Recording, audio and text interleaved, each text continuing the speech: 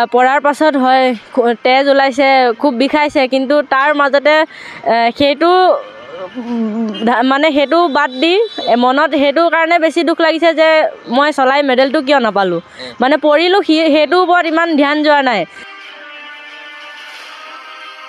ক'বলৈ গ'লে তেখেত মোৰ কাৰণে লাকি নিচিনা। এছিয়ান চেম্পিয়নশ্বিপ যেতিয়া 2022ত মেডেল আহিছিলে, ছাৰ তাত আছিলে, আৰু তাৰ পাছতো এবাৰ মোৰ 7টা মেডেল আহিছিলে নেশ্যনেলত, তেতিয়াও ছাৰ আছিলে। সেইকাৰণে ছাৰ মোৰ কাৰণে মানে অলপ লাকি নিচিনা মই ভাবোঁ। যেতিয়া ঘৰৰ পৰা ওলাই গৈছিলোঁ তেতিয়া দেউতাই যিহেতু খেতি কৰে, কোনো চাকৰি নকৰে, তেতিয়া বহুত প্ৰব্লেম হ'ল, 2-3 বছৰ বহুত প্ৰব্লেম হ'ল। তাৰ পাছত 2-3 বছৰ মানে মোক গম পাব নিদিলে। চবতকৈ ভাল লগা মুহূৰ্ত আছিলে যেতিয়া এছিয়ান চেম্পিয়নশ্বিপত ইণ্ডিভিজুৱেলকৈ ব্ৰঞ্জ মেডেল আহিছিলে। যেতিয়া মোৰ কোচে আহি মোক কৈছিলে, ওচৰলৈ আহিলে, তেতিয়া অলপ কান্দিছিলোঁ, কিন্তু মানে ফূৰ্তিত কান্দিছিলোঁ। সেইবাৰ মন যায় মই ট্ৰেইনিং কৰিম, ভালকৈ ট্ৰেইনিং কৰিম, মা দেউতাই ইমান কষ্ট কৰিছে মোৰ কাৰণে, তেওঁলোককো আৰাম দিম পাছত। সেইটো হিচাপত আৰু কেতিয়াবা যদি ঠিক আছে আজি মন নাই ট্ৰেইনিং যাব, এইটো মনলৈ কেতিয়াও নাহিলেই। আৰু এতিয়া সেইকাৰণে ভালো লাগে তেওঁলোকক সুখী দেখি। এতিয়া এখন ট্ৰেক চাইকেলৰো মোক মানে জৰুৰত আছে, নোহোৱা নহয়, কাৰণ মই যিখন চাইকেল 2017-18ত চলাই আছিলোঁ, সেইখন চাইকেলে এতিয়াও মই মানে সেইখনতে ট্ৰেইনিং কৰি আছোঁ।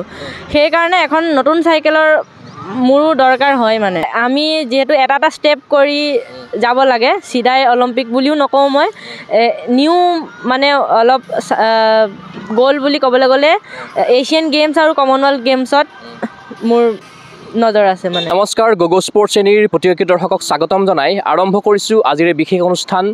আজি মোৰ লগত উপস্থিত আছে এগৰাকী আন্তঃৰাষ্ট্ৰীয় চাইক্লিষ্ট, তেখেত সকলোৰে পৰিচিত, অসম গৌৰৱ গহপুৰৰ জীয়াৰী, তেখেত হ'ল চয়নিকা গগৈ, আৰু শেহতীয়াভাৱে তেখেতে উত্তৰাখণ্ডৰ ৰাষ্ট্ৰীয় ক্ৰীড়াত অসমক তেখেতে উপহাৰ দিলে এটা ৰূপৰ পদক। আমি তেখেতৰ সৈতে তেখেতৰ কেৰিয়াৰ বিষয়ে আলোচনা কৰিম, লগতে উত্তৰাখণ্ডৰ ৰাষ্ট্ৰীয় ক্ৰীড়াৰ কিছু অভিজ্ঞতাৰ বিষয়ে আলোচনা কৰিবলৈ চেষ্টা কৰিম। প্ৰথমতে আপোনাক আমাৰ বিশেষ অনুষ্ঠানৰ মাজলৈ স্বাগতম জনাইছোঁ। ধন্যবাদ। হয়, যিহেতু উত্তৰাখণ্ডৰ নেশ্যনেল গেমছ হৈ গ'ল, আপুনি অসমক প্ৰতিনিধিত্ব কৰিলে আৰু আপুনি ৰূপ জয়েৰে অসমক গৌৰৱান্বিত কৰিলে, গতিকে উত্তৰাখণ্ডৰ অভিজ্ঞতা অলপ চমুকৈ জানিব বিচাৰিছোঁ আপোনাৰ পৰা। আগতে কেতিয়াও উত্তৰাখণ্ডত নেশ্যনেল বা একো আমি পাৰ্টিচিপেট কৰা নাছিলোঁ। উত্তৰাখণ্ডৰ মানে সেইটো বাতাবৰণটো আমাৰ কাৰণে একদম নতুন আছিল। চাইক্লিং যিটো ট্ৰেক আছিল সেইটো একদম নতুন আছিল। তাৰ আগতে কোনো নেশ্যনেল ইভেণ্ট তাত আমি পাৰ্টিচিপেট কৰা নাছিলোঁ। সেইকাৰণে যিয়ে নহওক পাৰ্টিচিপেট কৰি ভাল লাগিল, ট্ৰেকটোও ভাল আছিল, আৰু পাৰ্টিচিপেট কৰিলোঁ, মেডেল আহিলে, ভাল লাগিলে। আৰু যোৱাৰ আগমুহূৰ্তত আপুনি কিদৰে প্ৰিপেৰেশ্যন কৰিছিলে? যিহেতু আপুনি পাঞ্জাৱত থাকে, পাঞ্জাৱত আমি প্ৰেক্টিছ কৰে, গতিকে কিদৰে আপুনি অনুশীলন চলাইছিলে এই গেমৰ কাৰণে? মানে যেনেকৈ নেশ্যনেলৰ কাৰণে আমি গোটেই বছৰটো ট্ৰেইনিং কৰোঁ, এছিয়ান চেম্পিয়নশ্বিপৰ কাৰণে ট্ৰেইনিং কৰোঁ, আৰু তেনেকৈয়ে নেশ্যনেল গেমছৰ কাৰণেও বহুত ট্ৰেইনিং কৰোঁ, কাৰণ নেশ্যনেলটো শেষ হৈ গৈছিল। তাৰ পাছতে মাজত মাত্ৰ 15-20 দিন আমি পাইছিলোঁ নেশ্যনেল গেমছৰ কাৰণে। সেইকাৰণে ৰেষ্ট নোলোৱাকৈ মৰ্ণিং ইভিনিং মানে ট্ৰেইনিং খুব কৰা হৈছিলে আমি নেশ্যনেল গেমছৰ কাৰণে। যিহেতু আপুনি দুটাকৈ ইভেণ্টত পাৰ্টিচিপেট কৰিছিলে, আৰু আপুনি কি ইভেণ্টত পাৰ্টিচিপেট কৰি আপুনি পদক দখল কৰিলে, আৰু আপুনি যিটো ইভেণ্টত পাৰ্টিচিপেট কৰিছিলে তাৰ পাছৰ এটা দুৰ্ঘটনাও আপুনি পতিত হৈছিলে, গতিকে অলপ সেই কথাটো আমি জানিব বিচাৰিছোঁ। হয়, স্ক্ৰেচ ৰেচতো চিলভাৰ আহিল, আৰু এটা আছিল অমনিয়াম ৰেচ। সেইটোত 4টা বেলেগ বেলেগ ইভেণ্ট পাৰ্টিচিপেট কৰিব লাগে আমি। তাৰ 4টা ইভেণ্টৰ পাৰ্টিচিপেটৰ পইণ্ট মিলি আমাক এটা মেডেল দিয়া হয়। 3টা ইভেণ্টৰ পইণ্টৰ হিচাপত মই ফাৰ্ষ্ট ছেকেণ্ড চলি আছিলোঁ, আৰু লাষ্টৰ যিটো পইণ্ট ৰেচ আছিল 20 কিলোমিটাৰৰ আছিলে। সেইটো 5-6 কিলোমিটাৰ পাছতে স্ক্ৰেচ হ'ল। তাৰপাছত হ'লেও আৰু 10 কিলোমিটাৰ মই উঠি আকৌ চলালোঁ, কিন্তু তাৰ পাছত নোৱাৰিলোঁ, আৰু অলপ বেছি হ'ল চাইকেল হওক হাত ভৰিত, সেইকাৰণে। নাম কি আছিল আপোনাৰ? অমনিয়াম ৰেচ। হয় হয়। তেতিয়া আপোনাৰ মনত কেনেকুৱা ভাৱ চলি আছিল যে এটা পদক, যিহেতু আপুনি এটা পদক উপহাৰ অলৰেডি দিছে এবাৰ, তাৰ পাছৰ পৰ্যায়ত যিটো গেমৰ আছিলে হয়তো আপোনাৰ সোণ জয়ৰ লক্ষ্য আছিলে, গতিকে আপোনাৰ সেই মনত যে এক্সিডেণ্ট হ'ল সেইটো মুহূৰ্তত কেনেকুৱা ভাৱ চলি আছিলে মনত? হয়, খুবেই বেয়া লাগিছিল, কাৰণ সেইটো পইণ্ট ৰেচ আছিলে, কাৰণ এটা পইণ্ট ইমান কষ্ট কৰি আমি গোটাওঁ, সেইটো মুহূৰ্তত পৰাৰ কাৰণে 4-5 পইণ্ট এনেই পাছলৈ গুচি গ'লোঁ, আৰু সেইটো কভাৰ কৰাৰো বহুত মতলব টান হয়, কাৰণ লগত যি আৰু আছিলে মোৰ মানে লগৰ প্লেয়াৰ্ছবোৰ সিহঁতেতো কণ্টিনিউ পইণ্ট লৈয়ে আছিলে সেইকাৰণে অলৰেডি ছেকেণ্ডৰ পৰা অলপ ইফাল সিফাল হোৱাৰ কাৰণে আৰু জোৰ দিলোঁ তাৰ পাছতো কণ্টিনিউ 5 পইণ্ট ল'লোঁ মতলব ফাৰ্ষ্টজনে 5 পইণ্ট পায় পইণ্ট ৰেচত তেনেকৈ দুবাৰ তিনিবাৰ 5 পইণ্ট ল'লোঁ মই তেতিয়াও মই ফাৰ্ষ্ট ছেকেণ্ডৰ পজিশ্যনতে আছিলোঁ কিন্তু তাৰ পাছত একদম নহ'লে আৰু হয় পঢ়াৰ কাৰণে ক্ৰেছৰ কাৰণে আপুনি পঢ়াৰ পাছতো তাৰমানে অসমক আৰু এটা মেডেল দিবৰ কাৰণে মানে আপুনি চাইক্লিং কৰি আছিলে গতিকে যেতিয়া আপুনি ধৰি লওক তাৰ পৰা বঞ্চিত হৈ পৰিলে নিশ্চয় অলপ মনত দুখ লাগিলে কেনেকুৱা লাগিছিল তেতিয়া মানে পঢ়াৰ পাছত হয় তেজ ওলাইছে খুব বিষাইছে কিন্তু তাৰ মাজতে সেইটো মানে সেইটো বাদ দি মনত সেইটো কাৰণে বেছি দুখ লাগিছে যে মই চলাই মেডেলটো কিয় নাপালোঁ মানে পঢ়িলোঁ সেইটোৰ ওপৰত ইমান ধ্যান যোৱা নাই যে পঢ়িলোঁ ঠিক আছে কিন্তু নপঢ়ি বা পঢ়াৰ পাছতো যদি মেডেল এটা আৰু আনিব পাৰিলোঁ হয় তেতিয়া আৰু ভাল লাগিলে হয় তাৰপাছত আপোনাৰ লগত যিখিনি ইঞ্জুৰি হ'ল আপুনি ক'ত ইঞ্জুৰি হ'ল তাৰপাছত শ্বল্ডাৰ আৰু নি অলপ বেক এনেকৈ 3 জেগাত হৈছে আপুনি ভাল সুস্থ এতিয়া অলপ ফিজিঅ' ট্ৰিটমেণ্ট পাছত ল'ব লাগিব আৰু এতিয়াও অকণমান চলি আছে কিন্তু ঠিক হৈ যাব মেজৰ ইঞ্জুৰি নাই একো আৰু সেই মুহূৰ্তত যিহেতু অসম চাইক্লিং এছ'চিয়েশ্যনৰ সম্পাদক ডাঙৰীয়া হয়তো তাতে উপস্থিত আছিলে ডক্টৰ তপন কুমাৰ দাস তেখেতেও আপোনাক বহুখিনি ছাপোৰ্ট কৰি থাকে বা তেখেতে অসম চাইক্লিঙৰ কাৰণে বহুখিনি কাম কৰি আছে গতিকে তেখেতে আপোনাক কিদৰে উৎসাহিত কৰিছিলে এই ক্ষেত্ৰত কি ক'ব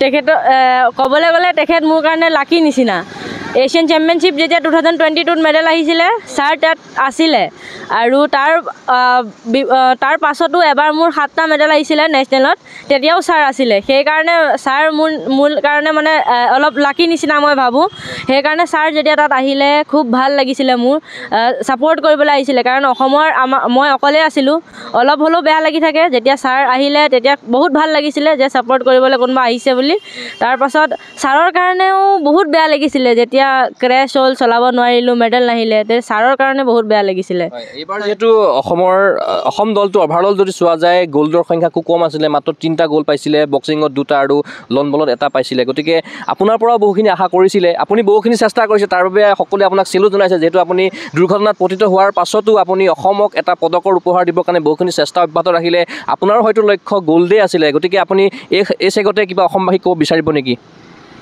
হয় মই ক'ব বিচাৰোঁ যে মইতো যেনেকৈ বাহিৰত থাকি ট্ৰেইনিং কৰি আছোঁ এছ'চিয়েশ্যনৰ মাজে মাজে তপন দা ছাৰেও খা খবৰ লৈ থাকে ট্ৰেইনিং কেনেকুৱা হৈছে কি হৈছে এইবোৰ আৰু মই ক'ব বিচাৰোঁ যে অসমৰ যিমানবোৰ আৰু বাকী স্পৰ্টছ কৰি আছে এতিয়া অসমত আৰু সুবিধা হ'ল অসমতে গুৱাহাটীতে LNIPত চাই আছে এতিয়া আৰু ট্ৰেইনিং কৰিব পাৰিব যেনেকৈ মই এতিয়া চিলভাৰ আহিল আৰু কোনোবা গ'ল্ডো আনিব পাৰিব বাছ তেওঁলোকে ট্ৰেইনিং কৰিলেই হ'ল হয় আৰু অসম চাইক্লিং এছ'চিয়েশ্যনৰ সভাপতিৰ দায়িত্বত আছে হৰমিত সিং ডাঙৰীয়া আছে বৰ্তমান সময়ত তেখেত DGP পোষ্টতো আছে গতিকে তেখেতে আপোনাক কিদৰে উৎসাহিত কৰে বা আপোনাৰ খবৰ খাতি নিশ্চয়কৈ লৈ থাকে গতিকে তেখেতৰ বিষয়ে কি ক'ব আপুনি হয় তেখেতে যেতিয়া এছিয়ানত মেডেল আহিছিলে তেতিয়াও পাৰ্চনেলি বহুত সহায় কৰিছিলে নিজৰ ফালৰ পৰাও সহায় কৰিছিলে আৰু যেতিয়া বাহিৰত থাকোঁ তেতিয়াও খা খবৰ লৈ থাকে যে ট্ৰেইনিং কেনেকুৱা হৈছে ক'ত ট্ৰেইনিং কৰি আছোঁ এইবাৰ মেডেল কি আনিব পৰাকৈ মানে ট্ৰেইনিং কৰি আছোঁ সেইবোৰৰ কাৰণে সোধা পোছা কৰি থাকে সেইকাৰণে ভাল লাগে হয় এটা খবৰ ওলাইছিল যে আপোনাৰ নিজা কোনো চাইকেল এনেকুৱা মানে পৰ্যাপ্ত চাইকেল নাছিলে আপোনাৰ মানে তাৰপিছত আপুনি সেই চাইকেলখন আপুনি ক্ৰয় কৰিলে নাই বৰ্তমান সময়ত আছেনে নাই চাইকেল আপোনাৰ বৰ্তমান মই যিহেতু ৰোড আৰু ট্ৰেক দুইটা চাইক্লিং কৰোঁ ৰোড চাইক্লিং আৰু ট্ৰেক চাইক্লিং দুটাও এণ্ডুৰেঞ্চত সেইকাৰণে যেতিয়া মই 2022ত ৰোড চাইকেল কিনিবৰ কাৰণে অসমৰ মুখ্যমন্ত্ৰী ডাঙৰীয়া ডক্টৰ হিমন্ত বিশ্ব শৰ্মা ছাৰে মোক 5 লাখ টকা দিছিলে এখন ৰোড চাইকেল কিনিবৰ কাৰণে আৰু সেইখন মই এতিয়া কিনিলোঁ সেইখনৰ পাছতে যেতিয়া গুজৰাটত ৰোড নেশ্যনেল গেমছ হৈছিলে তাত মোৰ চিলভাৰ মেডেল আহিছে সেইখন চাইকেলৰ ওপৰতে আৰু এতিয়া এখন ট্ৰেক চাইকেলৰো মোক মানে জৰুৰত আছে নোহোৱা নহয় কাৰণ মই যিখন চাইকেল 2017-18ত চলাই আছিলোঁ সেইখন চাইকেলে এতিয়াও মই মানে সেইখনতে ট্ৰেইনিং কৰি আছোঁ সেইকাৰণে এখন নতুন চাইকেলৰ মোৰো দৰকাৰ হয় মানে। হয়, আহ্বান জনাব বিচাৰিবা নেকি অসমৰ মুখ্যমন্ত্ৰী ডক্টৰ হিমন্ত বিশ্ব শৰ্মাৰ লগতে কাৰোবাক আহ্বান জনাব বিচাৰিবা নেকি এই কথাটো? হয়, মই তেখেতক ক'ব বিচাৰিম যে যদি পাৰে তেখেতে মোক সহায় কৰাটো মই বিচাৰোঁ। কাৰণ এতিয়া যেনেকৈ চিলভাৰ আহিছে, হয়তো মই সেইখন চাইকেলত গ'ল্ডো আনিব পাৰিম। কাৰণ ইকুইপমেণ্টৰ বহুত ডিফাৰেঞ্চ হয় চাইক্লিঙত। আমাৰ বডিটো যিমান আমি ট্ৰেইনিং কৰোঁ, ইকুইপমেণ্টৰো সিমানে সহায় লাগিব, তেতিয়াহে আমি আৰু বেছি ভাল ৰিজাল্ট কৰিব পাৰিম মানে। আপুনি যিখন চাইকেল কথা কৈছে সেই চাইকেলখনৰ মানে দাম কিমান মান হ'ব পাৰে? সেইখন যিখন এতিয়া ইণ্ডিয়াত টপ চলি আছে, যিখনত ভাল টাইম কৰি আছে চবেই, সেইখন এপ্ৰক্স 5,50,000 হয়, সিমান হ'ব। আৰু আপোনাৰ মই পৰিয়ালৰ কথা সোধোঁ, যিহেতু আপুনি গহপুৰৰ জীয়াৰী হয়, গতিকে আপোনাৰ এই ক্ষেত্ৰত আপুনি বহুখিনি সফলতা অৰ্জন কৰিছে, গতিকে মা দেউতাৰ কথা কি ক'ব? মা দেউতাই বহুখিনি ছাপোৰ্ট কৰে, কি ক'ব? যেতিয়া ঘৰৰ পৰা ওলাই গৈছিলোঁ, তেতিয়া দেউতাই যিহেতু খেতি কৰে, কোনো চাকৰি নকৰে, তেতিয়া বহুত প্ৰব্লেম হ'ল। 2-3 বছৰ বহুত প্ৰব্লেম হ'ল। তাৰ পাছত 2-3 বছৰ মানে মোক গম পাব নিদিলে, কিন্তু প্ৰব্লেমটো ঘৰত বহুত হ'ল। কিন্তু যি কি নহওক, এতিয়া চব ঠিক আছে। হয় হয়, তেখেতসকলে উৎসাহিত কৰে সদায়। তেখেতসকলেতো খেলা নাই, নিজেতো খেলা নাই, কিন্তু নিজৰ ছোৱালীক এগৰাকী আন্তঃৰাষ্ট্ৰীয় পৰ্যায়ত খেলুৱৈ হিচাপে বনাবলৈ তেখেতসকলে যিখিনি কষ্ট সাধনা কৰিব লগা হয়, ইতিমধ্যে আপুনি উল্লেখ কৰিছে খেতিয়ক হিচাপে তেখেতসকলে মানে কৰি আছে বা আপোনাকো আগুৱাই দিছে। গতিকে যিমানখিনি কষ্ট কৰিব লগা হয় মানে কৰি আছে তেখেতসকলে। হয়, ফেমিলিৰ পৰা ফুল ছাপোৰ্ট মোৰ মানে। যেনেকৈ ট্ৰেইনিং কৰি আছোঁ, মানে আমাৰ চাইক'লজি এজ এ প্লেয়াৰ বহুত প্ৰিপেয়াৰ হ'ব লাগে আমি। তাত আমি চাইক্লিঙৰ যিটো ট্ৰেইনিং, তাৰ ওপৰত ফ'কাছ কৰিবৰ কাৰণে ফেমিলি প্ৰব্লেম হ'লে যিহেতু অলপ ইফাল সিফাল হয় মানে ফ'কাছ কৰিবলৈ, সেইটো হিচাপত মোৰ ঘৰৰ পৰা ফেমিলিৰ পৰা ফুল ছাপোৰ্ট, কোনো প্ৰব্লেম নাই মানে ঘৰৰ এনেকৈ ফুল ছাপোৰ্ট ঘৰৰ ফালৰ পৰা মা দেউতাৰ। মা দেউতাই বহুখিনি কষ্ট স্বীকাৰ কৰিছে, আপুনি ইতিমধ্যে দেখা পাইছে। গতিকে মা দেউতাই আপোনাক কি কৰে আৰু আপুনি কি কয় তেখেতসকলক? যেতিয়া তেখেতসকলে কষ্ট কৰে, হয়তো আপোনাৰো অলপ দুখ লাগে মনত, কিন্তু এতিয়া হয়তো অলপ মানে সেইখিনি দুখ আঁতৰিব, যিহেতু আপুনি কৰ্মসংস্থাপন লাভ কৰিলে 2022 চন মানত। গতিকে এই অলপ প্ৰত্যাহ্বানটোৰ কথা কওকচোন, কেনেকুৱা লাগে আপোনাৰ মনত?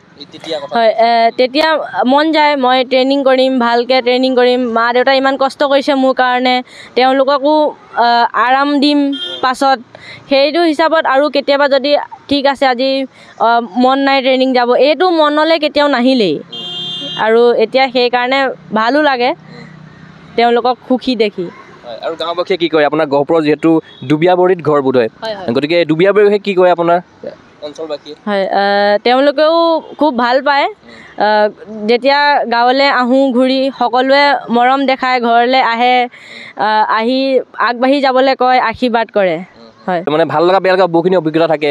মানে আপুনি এছিয়ান গেমছ হওক, এছিয়ান চাইক্লিং চেম্পিয়নশ্বিপ হওক, লগতে আপুনি ৰাষ্ট্ৰীয় ক্ৰীড়া 3টাকৈ খেলিছে, গতিকে আৰু বহুত নেশ্যনেল চেম্পিয়নশ্বিপ খেলিছে।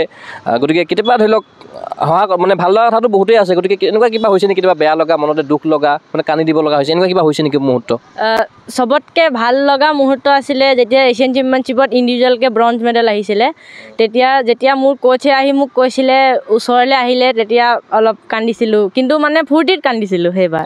হয় হয়, আনন্দৰ। মানে দুখত কেতিয়াবা কান্দিব লগা হৈছে নেকি? নাই, দুখত নাই কন্দা এনেকৈ বাৰু। মানে স্পৰ্টছমেনৰ সেইটোৱে হয়, দুখ হ'লেও মানে বাহিৰত ওলাব নোৱাৰে আৰু। হয়, চাইক'লজি প্ৰিপেয়াৰ থাকেতো সেইকাৰণে। আৰু এছিয়ান চাইক্লিং চেম্পিয়নশ্বিপত 2022 চনত যেতিয়া আপুনি দুটাকৈ ব্ৰঞ্জ মেডেল পাইছিলে আপোনাৰ ইণ্ডিভিজুৱেল ইভেণ্টত, গতিকে আপুনি এটা ৰেকৰ্ড ব্ৰেক কৰিছিলে, 70 বছৰৰ ৰেকৰ্ড ইণ্ডিয়াৰ। গতিকে কি ক'ব সেই বিষয়ে? হয়, সেইটো আনএক্সপেক্টেড বুলিও ক'ব নোৱাৰোঁ, কাৰণ তাৰ কাৰণে 5 বছৰৰ পৰা ইমান ট্ৰেইনিং কৰিছিলোঁ মই সেই এটা স্পেচিয়েল ইভেণ্টৰ কাৰণে। মৰ্ণিং কিছুমানৰ কেতিয়াবা কি হয়, মৰ্ণিং ট্ৰেইনিং থাকে, ইভিনিং হয়তো ৰেষ্ট থাকে, কিন্তু মই কণ্টিনিউ 2 বছৰৰ পৰা মৰ্ণিং ট্ৰেইনিং কৰোঁ, ইভিনিং ট্ৰেইনিং কৰোঁ, আৰু ন' চিট ফুড, বাহিৰৰ একো খানা, কমচে কম লাষ্ট 1 year একো বাহিৰৰ খানা খোৱাও নাছিলোঁ, অকল সেই ইভেণ্টটোৰ কাৰণে। আৰু যিহেতু আপুনি 2016 চনত আপুনি 16 চনলৈকে বোধহয় অসমতে আছিলে, তাৰপাছত আপুনি পাঞ্জাৱলৈ গুচি গৈছিলে। গতিকে 16 চনত আপুনি ক'ত প্ৰশিক্ষণ গ্ৰহণ কৰি আছিলে ইমান দিনে, বা আপোনাৰ যিটো যাত্ৰা আছিলে 2015 চনৰ পৰা, গতিকে প্ৰফেচনেলি 2016 চনৰ পৰা প্ৰফেচনেলি আপুনি আৰম্ভ কৰিছিলে। গতিকে সেই যাত্ৰাটোৰ বিষয়ে কওকচোন, ক'ত আপুনি মানে প্ৰত্যাহ্বানৰ সন্মুখীন হৈছিল, বা কিদৰে আপুনি উন্নতিৰ পথত আপোনাৰ কেৰিয়াৰৰ টাৰ্ণিং পইণ্ট বুলি যদি কোৱা যায়, কোনটো বুলি ভাবে আপুনি? হয়, যেতিয়া 2015 চনত চাইক্লিং ষ্টাৰ্ট কৰিছিলোঁ মই, তেতিয়া গুৱাহাটীৰ LNIPত আমি ট্ৰেইনিং কৰিব আহোঁ।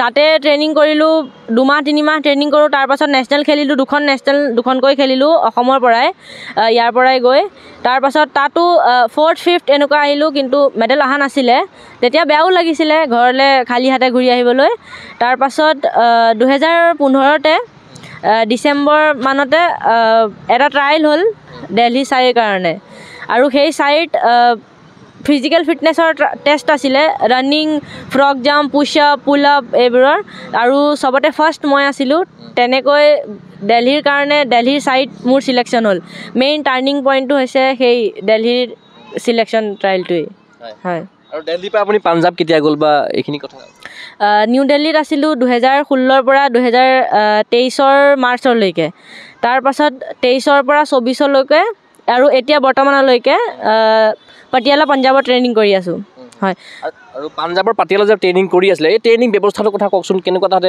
ট্ৰেইনিং কৰিব লগা হয় কিমান টাইম দিব লগা হয় আপুনি কিমান কষ্ট কৰে তাতে আৰু কষ্টৰ ফলতহে আপুনি যে ৰূপৰ মেডেলটো আজি পাইছে সেয়াও কষ্টৰ ফলে কিন্তু যদিও 2টা পদক নাপালে সেয়া অসমবাসী ক'ব লগা একো নাই কিন্তু আপুনি এটা পদক দিছে সেয়া আমাৰ কাৰণে বহুত হয় হয় মানে আমি যিহেতু ৰোড ইণ্ডুৰেঞ্চ ইভেণ্ট কৰোঁ সেইকাৰণে আমি ৰোড ট্ৰেইনিংটো বেছি কৰিব লাগে আৰু দিল্লীত পলিউশ্যনটো অলপ বেছি কাৰণে আমি বেছি ৰোড ট্ৰেইনিং কৰিব নোৱাৰোঁ কাৰণ তাৰ পৰা আমাৰ অপকাৰ হয় সেইকাৰণে পাটিয়ালা কেম্পটো শ্বিফ্ট কৰিলে আৰু পাটিয়ালাত গৰমততো বহুত গৰম হয় মৰ্ণিং আমি যেতিয়া উঠোঁ মানে 5টা 4:45 ইমানতে ট্ৰেইনিং যাওঁ আমি তেতিয়াই 30 ডিগ্ৰী ইমান গৰম হয় আৰু যিদিনা 140 কিলোমিটাৰ থাকে আমাৰ 160 কিলোমিটাৰ ইমান কিলোমিটাৰ থাকে ইণ্ডুৰেঞ্চ ৰাইড সেইদিনা 12টা 11:30 সিমানটালৈকে আমি ৰোডৰ ট্ৰেইনিঙে কৰি থাকোঁ 45 ডিগ্ৰী গৰমত সিমানলৈকে আৰু আবেলি আহি আকৌ ট্ৰেইনিং থাকে 4:30ৰ পৰা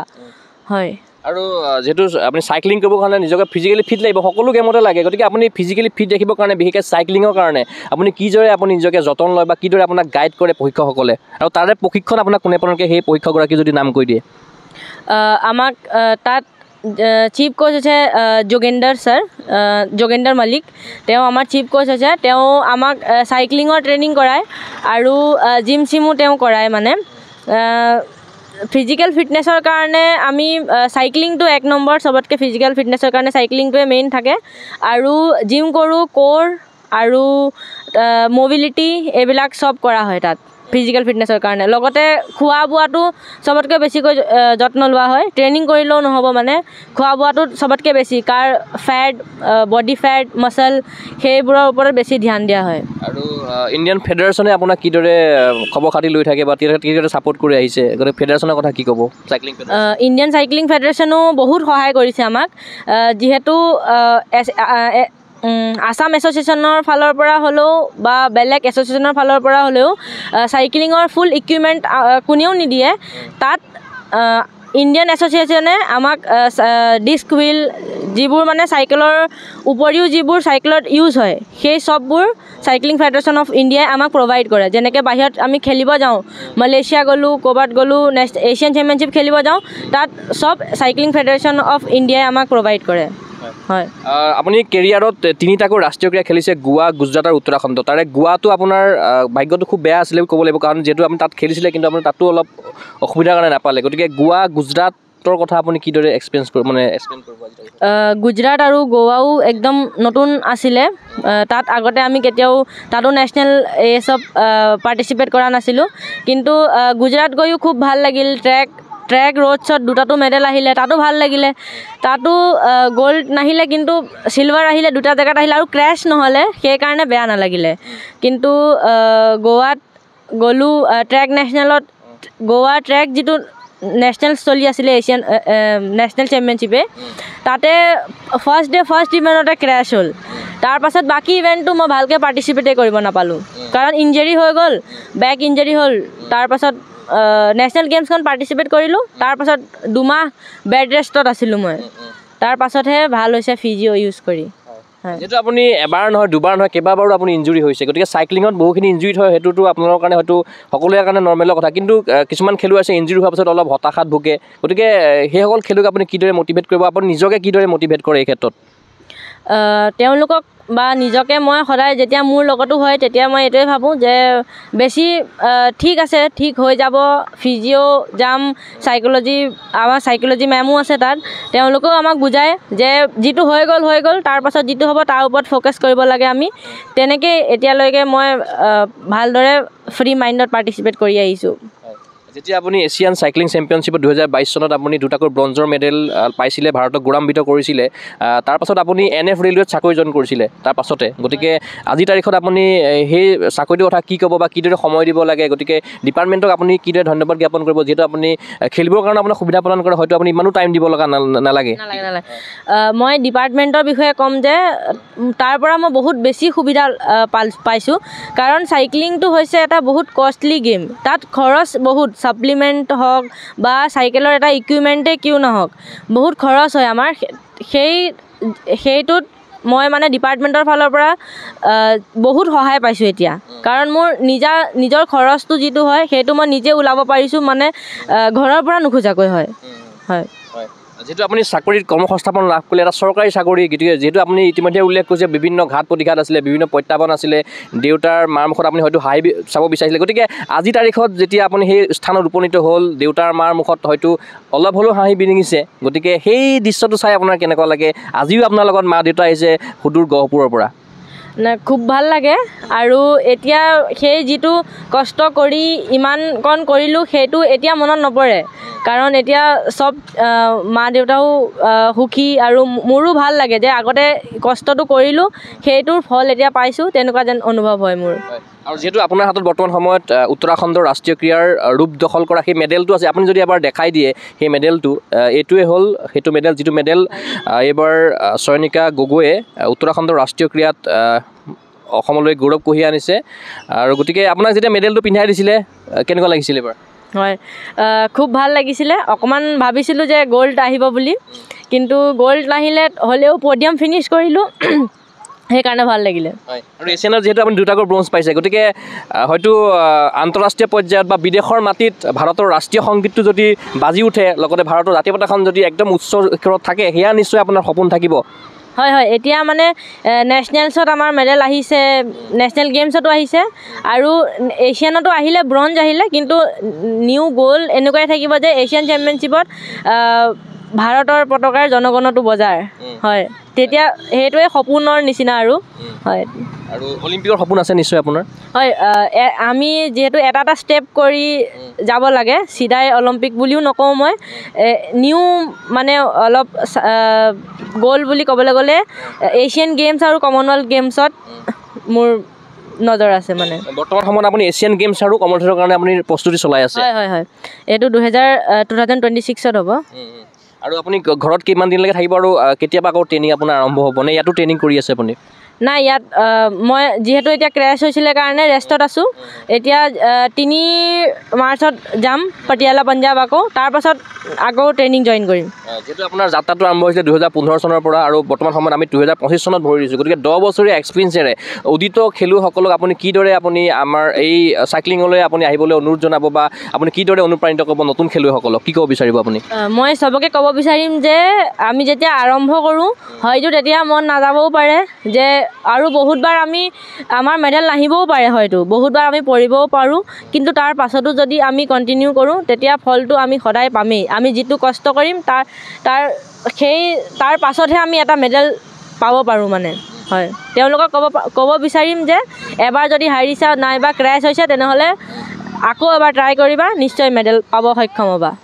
অসম চাইক্লিং সন্থাৰ সভাপতি হিচাপে আছে হৰমিত সিং ডাঙৰীয়া, লগতে সম্পাদক হিচাপে আছে ডক্টৰ তপন কুমাৰ দাস ডাঙৰীয়া, গতিকে তেখেতসকলৰ নেতৃত্ব আপুনি কেনেকুৱা পাইছে অসমৰ চাইক্লিং ক্ষেত্ৰতো আগুৱাই নিয়াৰ ক্ষেত্ৰত? আৰু অসমত কেইবাবাৰো হয়তো নেশ্যনেলো হৈছে সোণাপুৰত, গতিকে আপুনিও তাতে পাৰ্টিচিপেটো কৰিছে বা নেশ্যনেল প্ৰতিযোগিতাও ইয়াতে আনিছে বাৰু, তথাপিতো আপুনি আপোনাৰ দৃষ্টিৰে কি ক'ব, অসমৰ চাইক্লিং ক্ষেত্ৰতো কিবা কৰণীয় আছেনে, কি অনুভৱ কৰে আপুনি এই ক্ষেত্ৰত?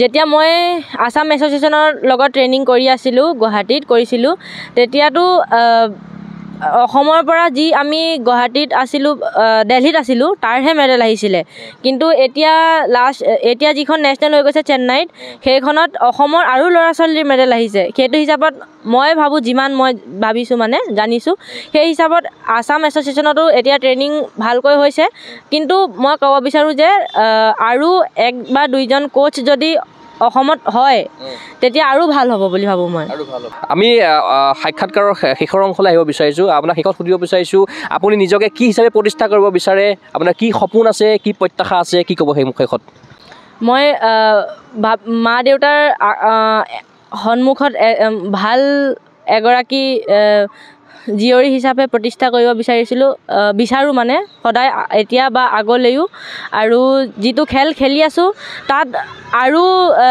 এছিয়ান গেমছ হওক বা কমনৱেলথ হওক বা এছিয়ান চেম্পিয়নশ্বিপ হওক তাত আৰু মেডেল পাব পৰাকৈ আৰু বেছি ট্ৰেইনিং কৰিম বুলি মোৰ সপোন আছে হয় নিশ্চয়কৈ আপোনাৰ সেই সপোন সাফল্যমণ্ডিত হওক সেই আমি আশা কৰিছোঁ লগতে আপুনি ইমানখিনি সময় দিয়াৰ বাবে আমি আপোনাক বহুত গগৈ স্পৰ্টছ চেনেলৰ তৰফৰ পৰা শুভেচ্ছা লগতে ধন্যবাদ জ্ঞাপন কৰিলোঁ মোৰো ভাল লাগিল আপোনালোকৰ লগত মোৰ সকলোবোৰ শ্বেয়াৰ কৰি সেইকাৰণে ধন্যবাদ নিশ্চয়কৈ এয়া আছিল অসম গৌৰৱ লগতে ভাৰতৰ চাইক্লিং ক্ষেত্ৰৰ এগৰাকী উজ্জ্বল তাৰকা চয়নিকা গগৈ আমি আশা কৰিম তেখেতে যিখিনি সপোন প্ৰত্যাশালৈ আগবাঢ়িছে তেখেতে ইতিমধ্যে উল্লেখ কৰিছে তেখেতৰ সপোন হ'ল এছিয়ান গেমছত ভাৰতক প্ৰতিনিধিত্ব কৰা লগতে কমনৱেলথত ভাৰতক প্ৰতিনিধিত্ব কৰাৰ পাছৰ পৰ্যায়ত অলিম্পিকৰ কথা ভাবিব তেখেতে উল্লেখ কৰিছে আমি আশা কৰিম তেখেতৰ সেই সপোনবোৰ আগন্তুক সময়ত সাফল্যমণ্ডিত হওক সেই আশাৰে মই চিন্ময় কুমাৰ বৰাই বিশেষ অনুষ্ঠানৰ পৰা বিদায় লৈছোঁ চাই থাকিব গগৈ স্পৰ্টছ চেনেল ধন্যবাদ